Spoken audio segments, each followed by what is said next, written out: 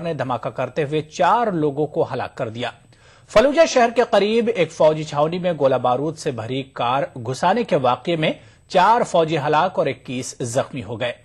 Baghdad کے شمال میں ایک بندوق بردار نے ایک دکان کے مالک اور اس کے رشتہ دار کو گولی مار کر ہلاک کر دیا۔ بغداد کے لطیفیہ علاقے میں بم دھماکے کے نتیجے میں 2 افراد کے ہلاک ہونے کی اطلاع ہے۔ ادھر عراق کے عنبر صوبے میں ملیٹنٹوں اور عراقی افواج کے درمیان لڑائی ہوئی ہے۔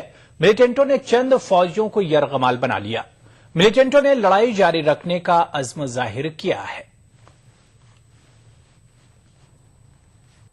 عراق کے فلوجہ شہر میں القاعدہ سے منسلک ملیٹنٹوں اور سیکیورٹی افواج کے درمیان جھڑپیں جاری ہیں۔ شورش زدہ عنبر صوبے کے مقامی افراد اور فوجی حکام کے مطابق بغداد سے مغرب میں واقع اس شہر میں اتوار کی شب یہ جھڑپیں شروع ہوئی ہیں۔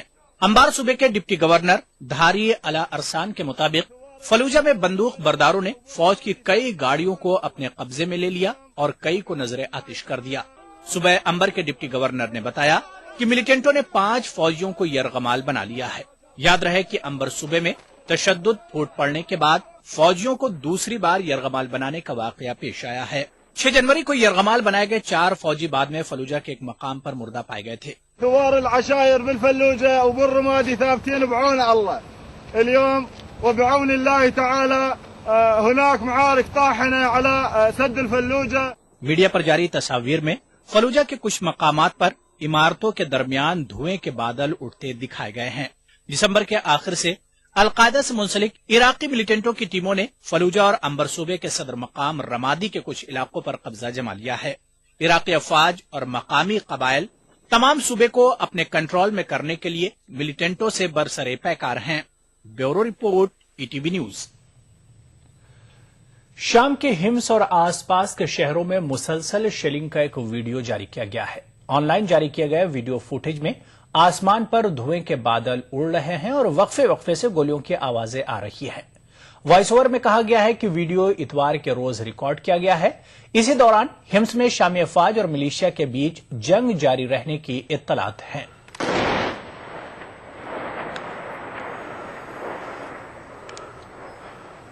حمص 26/1/2014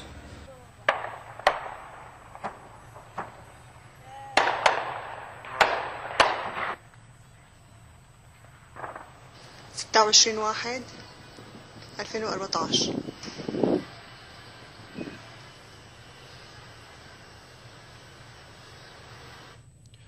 ادھر شام کے مسئلے پر سوئٹزرلینڈ میں آج حکومت اور حزب اختلاف کے وفود کے درمیان پہلی میٹنگ 1 گھنٹے سے بھی کم وقت میں ختم ہو گئی۔ اس میٹنگ کا مقصد شام میں عبوری حکومت کے متنازع معاملے پر بات چیت کرنا تھا۔ تاہم کشیدہ ماحول کے درمیان میٹنگ 1 گھنٹے سے بھی کم وقت میں ختم ہو گئی۔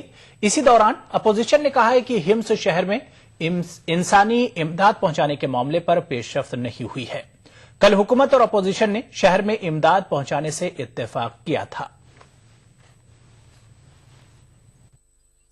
شام کے صدر بشار الاسد کی حکومت کے نمائندوں اور حزب اختلاف کے نمائندوں کے درمیان شام میں عبوری حکومت کے قیام کے معاملے پر سوئٹزرلینڈ کے شہر جنیوا میں یہ پہلی میٹنگ تھی۔ مغربی طاقتوں کی حمایت والے حزب اختلاف کا کہنا ہے کہ مجوزہ عبوری حکومت میں بشار الاسد سمیت ایسے لوگ شامل نہیں ہوں گے جن کے ہاتھ خون سے رنگے ہوئے ہیں۔ تاہم حکومت کا کہنا ہے کہ صدر بشار الاسد کو ہٹانے کے معاملے پر بات کرنا ہی اسے منظور نہیں۔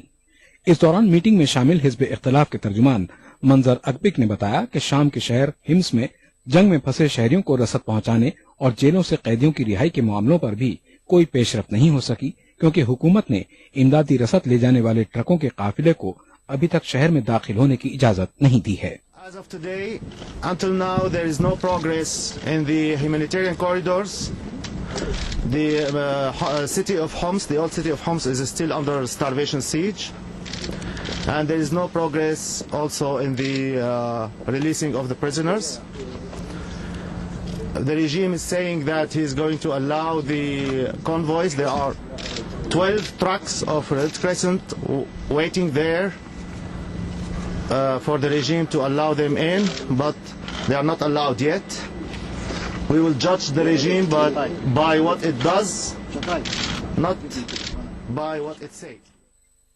जिनेवा मुज़ाकरात से शाम में बहाली अमन की उम्मीदें कुछ हद तक रोशन हो गई थीं।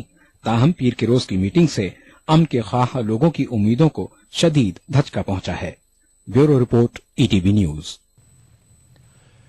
इसराइली वज़ीर-ए-आज़म बिन्यामिन नेतन्याहू का ख्याल है कि मुस्तकबिल के फिलिस्तीन में तमाम यहूदी आबादकारों को उनके मकानात में ही रिहाइश पजीर रहने का हक दिया जाएगा। बिन्यामिन नेतन्याहू के दफ्तर में बरसर खिदमत एक अफसर के हवाले से यह खबर आई है।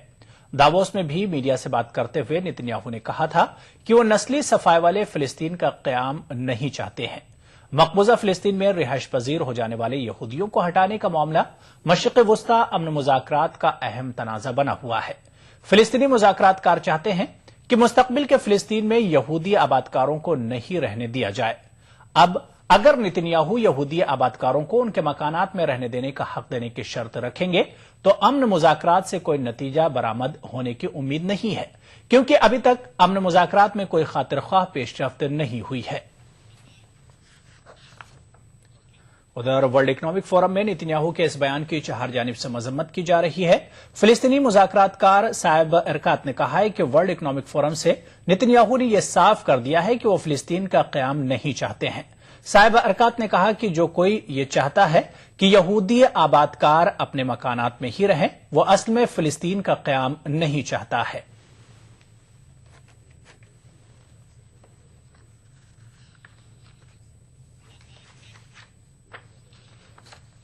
आलमी मंजर में फिलहाल लेंगे छोटा सा ब्रेक, कुछ और खबरों के साथ जल्द हाजिर होंगे। सिंपल सी बात है, कोई रॉकेट साइंस नहीं। देश युवा है। देश के 50% से ज्यादा लोग अंडर 30 हैं, युवा हैं। उनके जो एक्सपेक्टेशंस हैं, बिलीव्स हैं, माइंडसेट है, वो ऑब्वियसली एक युवा ही बेहतर समझ सकता है, जो लिबरल हो, जो ओपन माइंडेड हो। और वो again no rocket science. Congress के लीडर्स हैं जिनके साथ यूथ रिलेट करता है। वो गाना है ना, हम हैं नए, अंदाज क्यों हो पुराना। कट्टर सोच नहीं, युवा जोश। मैं हसीबा अमीन, राहुल गांधी जी की इस युवा सोच से जुड़ी एक युवा कांग्रेस कार्यकर्ता। हर हाथ शक्ति, हर हाथ तरक्की। कुदरती तौर पर आपके बालों की देखभाल के लिए सबसे मुफीद हबीब सेना आंवला, भृंगराज और ब्रह्मी से भरपूर हबीब सेना। प्राइड इंडिया की जानिब से प्राइड हिल्स की शानदार कामयाबी के बाद अब लाए हैं अमेरिकन तर्ज की western gated community American township, जिसमें आलीशान घर सिर्फ 18 लाख रुपए से शुरू और ओपन प्लॉट सिर्फ 5,000 रुपए फी गज। इसके अलावा बेशुमार मॉडर्न एमिनिटीज के साथ संतोष नगर से सिर्फ 7 मिनट के फासले पर अमेरिकन टाउनशिप।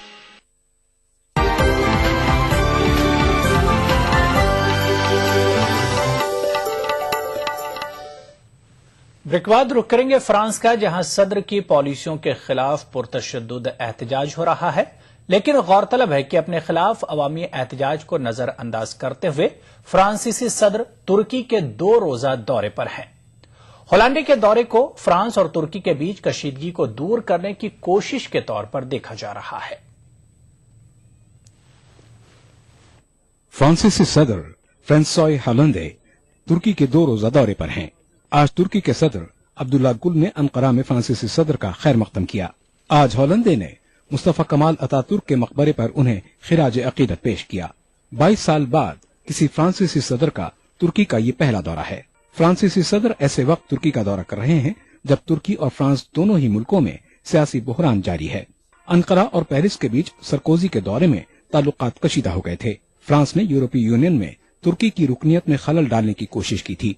आलमी जंग अव्वल में आर्मेनियाई बाशिंदों की हलाकत को कत्ले-आम करार देने से इनकार को हाल ही में फ्रांस की पार्लियामेंट ने जुर्म करार दिया था, जिसके बाद अंकारा और पेरिस के बीच ताल्लुकात में मजीद कशीदगी पैदा हो गई थी।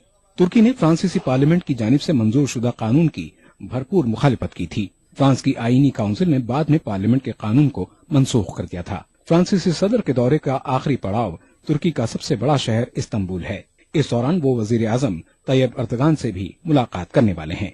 Bureau report, ETV news. Tunisia ने क़याम जमहूरिया की जानिब एक बड़ा कदम उठाते हुए मुल्क के नए दस्तूर को मंजूरी दे दी है। ख्याल है कि ट्यूनीशिया में 2011 में इनकलाब शुरू हुआ था, जिसके जरिए मुल्क के डिक्टेटर हुक्मरां का तख्ता पलट दिया गया था। इसी इनकलाब के बाद कई दूसरे अरब मुल्कों में भी इनकलाब शुरू हो गया था, जिसे बहार अरब के नाम से जाना जाता है। ट्यूनिस में तकरीबन 2 साल की मशक्कत के बाद मुल्क का नया दस्तूर तैयार किया गया है, जिसे आइन साज काउंसिल में 200 के मुकाबले में 216 वोटों से मंजूरी दी गई। नए दस्तूर में मजहब की आजादी और खवातीन के हुकूक के तहफ्फुज की जमानत दी गई है। दस्तूर का एक मुकम्मल बाब शहरियों के हुकूक के तहफ्फुज को वक्फ किया गया है।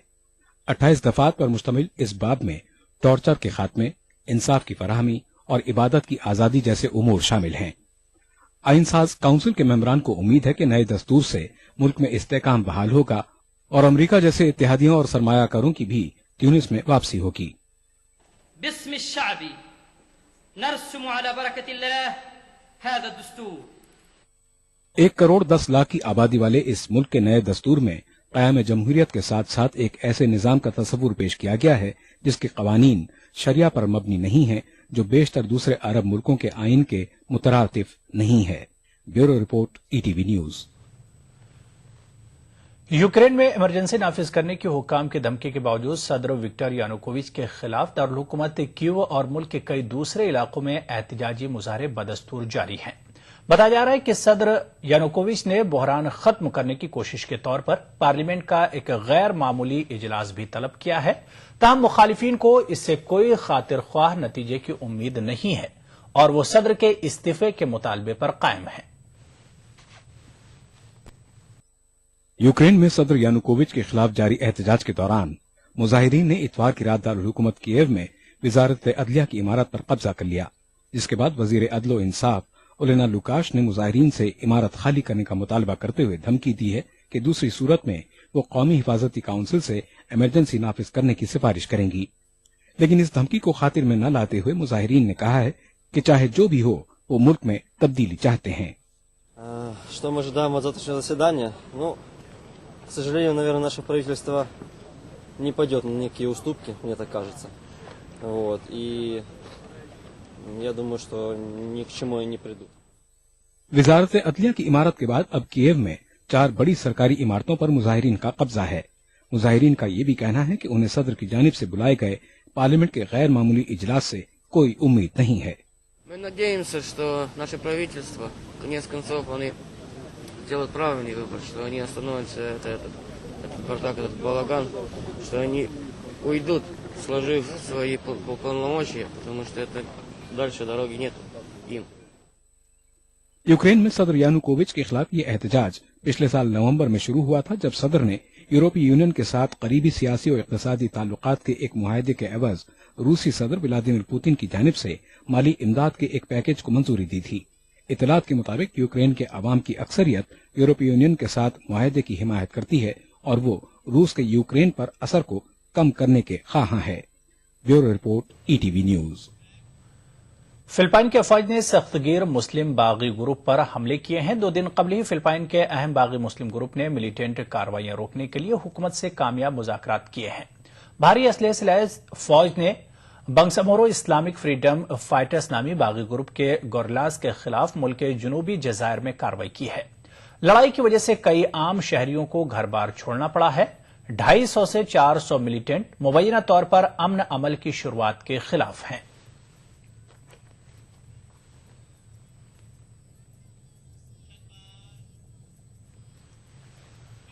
पाकिस्तानी अदाकारा वीना मलिक ने ऐलान किया है कि वो कमर्शियल फिल्में और शोबिज छोड़ रही हैं। उन्होंने कहा है कि वो अब पाकिस्तानी और हिंदुस्तानी फिल्मों के अलावा किसी भी सीरियल में काम नहीं करेंगी। उनका कहना है कि वो अब सिर्फ ऐसे प्रोजेक्ट्स करेंगी जिसमें मजहबी या समाजी पयामात दिए जाते हैं। उन्होंने कहा है कि आलिम दीन मौलाना तारिक जमील ने उनकी जिंदगी तब्दील कर दी है। याद रहे कि वीना मलिक ने बॉलीवुड के चंद प्रोड्यूसर्स के साथ काम करने के लिए रजामंदी जाहिर की थी। ताहम अब उन्होंने सऊदी अरब में एक पाकिस्तानी सहाफी को इंटरव्यू देते हुए कहा है कि वो अब सिर्फ अवामी फलाह के प्रोजेक्ट करेंगी। वीना मलिक उम्रा करने के लिए सऊदी अरब में थी।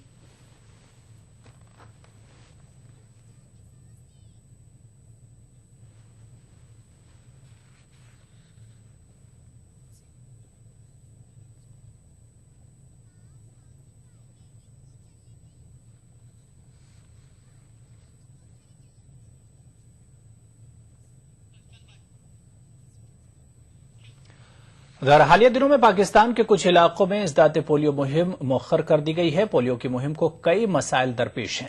جلد از جلد پولیو کی مہم کا احیاء نہیں کیا گیا تو پاکستان کے پڑوسی ممالک بھی پولیو کی وبا سے دوچار ہو سکتے ہیں. پاکستان کا شمار پولیو متاثرہ ملکوں میں ہوتا ہے. اس بیماری پر قابو پانے کے لیے ٹیکہ کاری مہم شروع کی گئی ہے، لیکن یہاں کچھ علاقوں میں اس مہم کو مزاحمت کا سامنا ہے. لوگوں میں بیداری کی کمی اور ٹیکہ کاری کے حوالے سے غلط خیالات اس مہم کی راہ میں رکاوٹیں ہیں. دہشت گرد تنظیموں کی جانب سے بھی مہم سے جڑے لوگوں کو دھمکیاں دی جاتی ہیں اور انہیں نشانہ بنایا جاتا ہے. مہم سے جڑے افراد کو جان کا خطرہ لاحق رہتا ہے کیونکہ دہشت گرد تنظیمیں انہیں جاسوس گردانتی ہیں. کچھ فیملیز ایسی ہیں پٹھان، خاص کر پٹھان فیملی، جو مطلب آگے سے لڑنا شروع کر دیتے ہیں کہ یہ آپ ہمارے یہ جو آپ ڈراپس پلا رہے ہیں یہ ہمارے بچوں کو مزید بیمار کرتے ہیں. سر یہ ہے کہ ان کو تھوڑا گائیڈنس کی ضرورت ہے. ان سب کو پولیو ہوا تھا اس ٹائم طالبان کی طرف سے ایک لیٹر بھیجا گیا تھا کہ یہاں سے پولیو مطلب یہاں پہ بند کر دیں ورنہ کچھ بھی ہو سکتا ہے، اٹیکس ہو سکتے ہیں.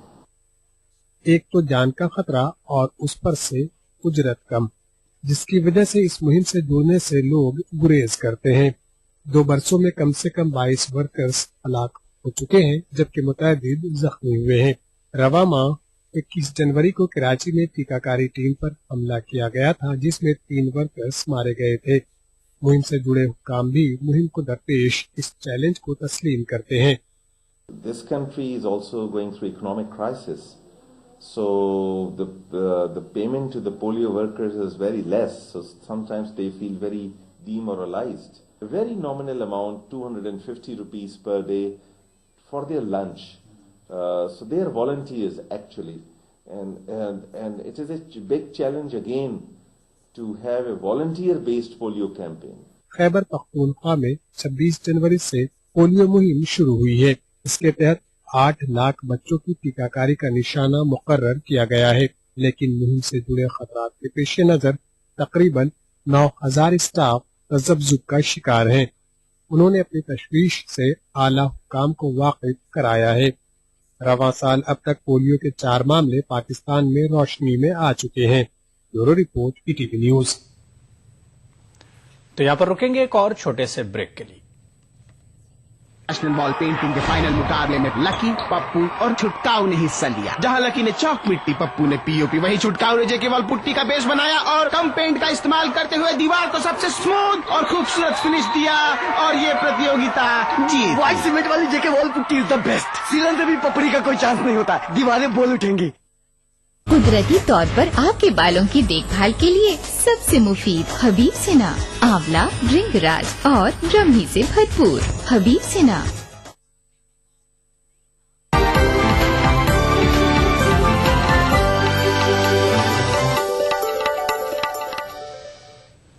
امریکی صدر براک اوباما کے مجوزہ سالانہ خطاب میں امریکہ کی قومی سیکیورٹی کو ترجیح دیے جانے کا امکان ہے. وائٹ ہاؤس کے پریس سیکریٹری جے کارنی کے مطابق سال 2014 امریکی صدر براک اوباما کے لیے ایئر آف ایکشن ہے. امریکی صدر براک اوباما کے سالانہ خطاب میں افغانستان کے علاوہ قومی سلامتی اور نئی پالیسیوں کو اہمیت دی جا سکتی ہے. واضح ہے کہ براک اوباما امریکی کانگریس سے سالانہ خطاب کرنے والے ہیں.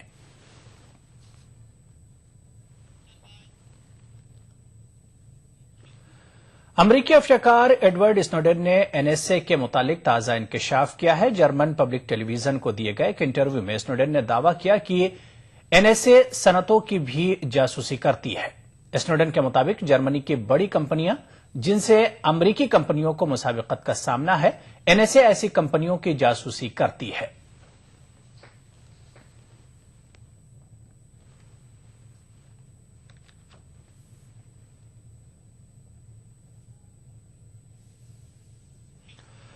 یورپ کا سب سے سرگرم آتش فشاں ماؤنٹ ایٹنا پھر سے پھوٹ پڑا ہے. آتش فشاں سے لاوا اور دھوئیں کے کثیف بادل نکلنے شروع ہو گئے ہیں. سنیچر کی دوپہر سے ماؤنٹ ایٹنا سے لاوا نکلنا شروع ہوا. اس دفعہ ماضی کے برعکس پہاڑ کے ایک الگ سرے سے لاوا نکل رہا ہے.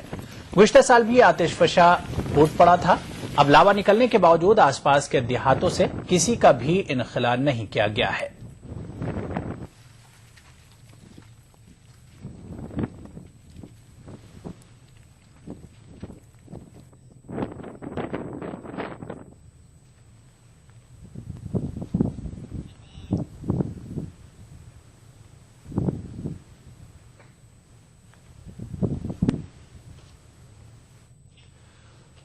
اردو اور پنجابی کے معروف پاکستانی شاعر اشرف گل کی یہ خواہش تھی کہ ان کا کلام پاکستان کی طرح ہندوستان میں بھی زیادہ سے زیادہ پڑھا جائے.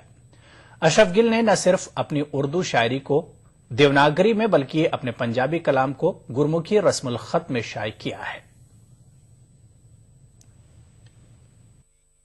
امریکہ میں مقیم اردو اور پنجابی کے شاعر اشرف گل کا تعلق پاکستان کے صوبے پنجاب کے شہر گجرانوالہ سے ہے.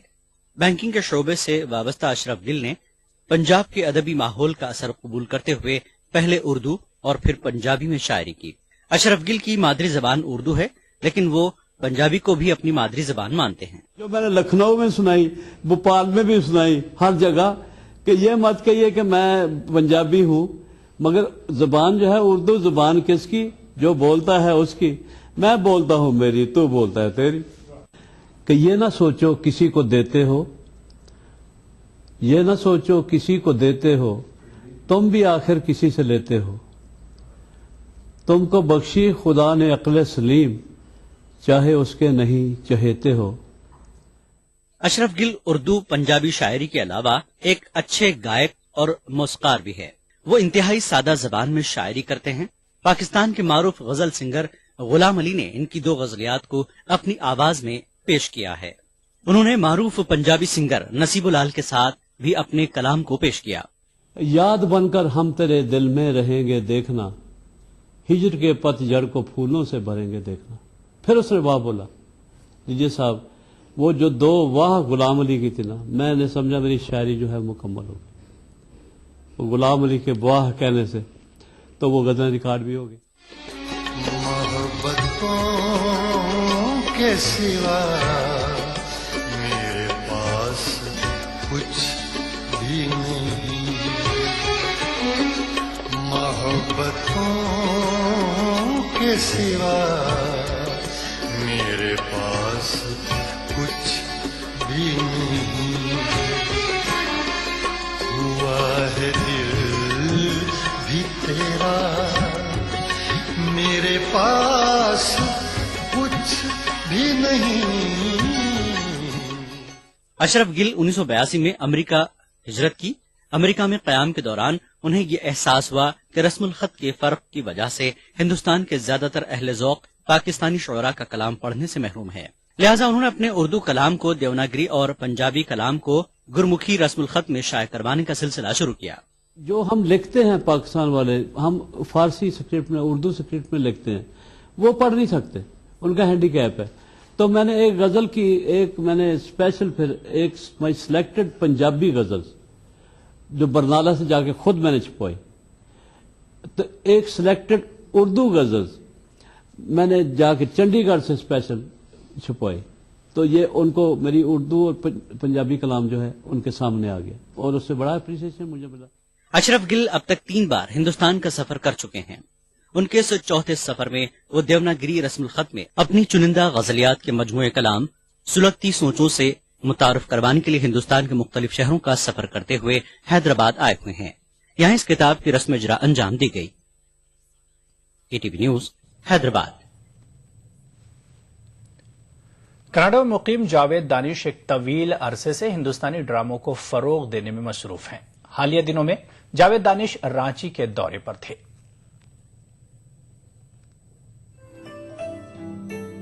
یہ ہیں جاوید دانش، جن کا آبائی وطن لکھنؤ ہے لیکن تقریباً 30 سالوں سے ٹورنٹو میں مقیم ہیں. کانوینٹ اسکول میں تعلیم حاصل کرنے کے باوجود وہ اردو میں لکھتے رہے ہیں. ان کی 1 درجن کتابیں منظر عام پر آ چکی ہیں.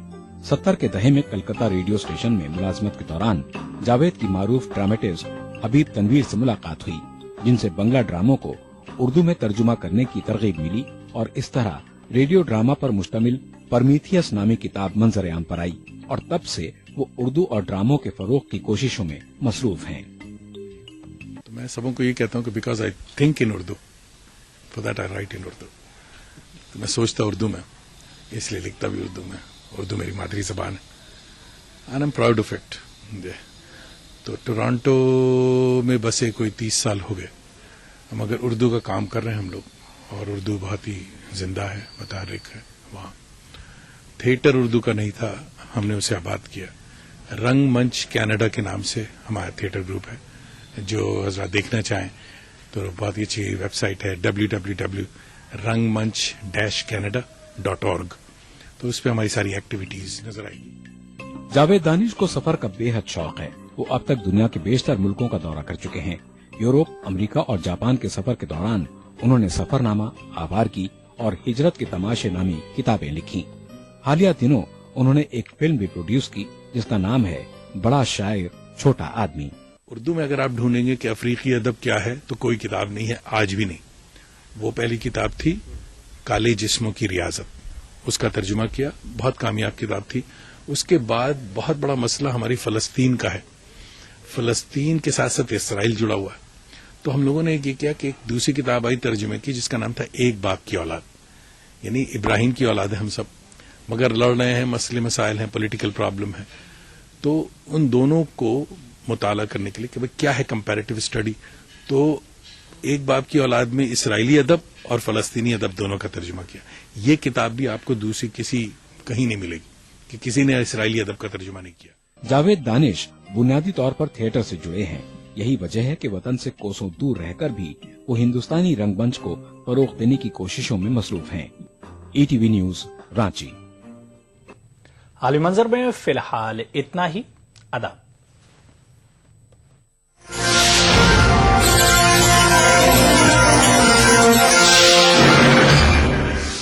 عالمی منظر کو پیش کرنے میں تعاون کیا بنگر سیمنٹ، سستا نہیں سب سے اچھا.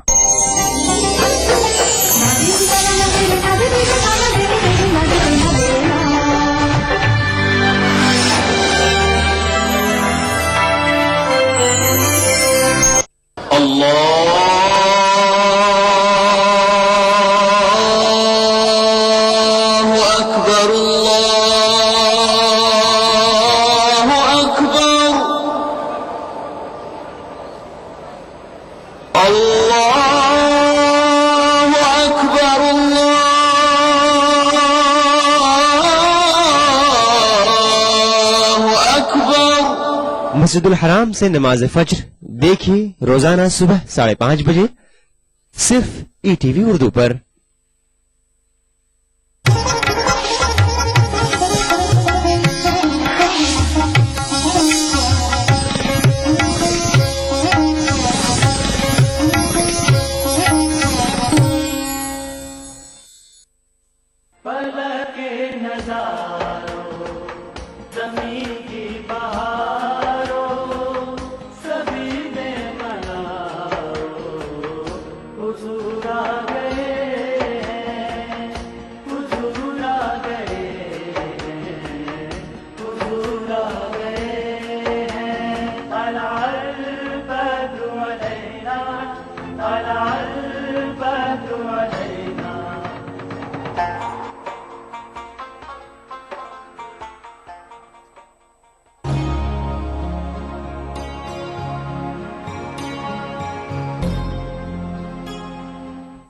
حضرت عائشہ صدیقہ رضی اللہ تعالیٰ عنہ خود راوی ہیں اس حدیث کی، انہی کا واقعہ ہے، اور یہ حدیث بھی متفق علیہ ہے. اسے امام بخاری اور امام مسلم دونوں نے روایت کیا. امام بخاری نے کتاب الادب میں روایت کیا ہے، باب الانبساط الی الناس، لوگوں کی طرف دیکھتے ہوئے خوشی کا، مسرت کا، مسکراہٹ کا مظاہرہ کرنا، اسمائل دینا. یہ باب قائم کیا. اب آپ اندازہ کریں، جب کسی کی تو دیکھیں تو چہرے پر اسمائل دیں، خوشی کا اظہار کریں چہرے سے. انبساط اسمائل دینے کا باب ہے، اور یہ امام بخاری نے باب قائم کیا آقا علیہ السلام کی حدیث پر. یعنی اسلام کی یہ تعلیم 1500 سال سے ہے، اور اس کا پورا پرسپشن چیپٹر وائز ان کے عنوانات اس موریلٹی کے قائم کرنا اور ایسی ویلیوز کے قائم کرنا 1200 سال سے ہماری کتب میں حدیث کے ان چیپٹرز کے ساتھ چلا آ رہا ہے. ام المومنین حضرت عائشہ صدیقہ رضی اللہ تعالیٰ عنہ فرماتی ہیں کہ میں آپ کی نوجوان تھیں، اور نوعمری کے وقت سے آپ کے پاس جو گڑیاں تھیں، ڈالز میں کھیلنے کا رواج تھا، وہ آج بھی ہے. بچیاں ہم نے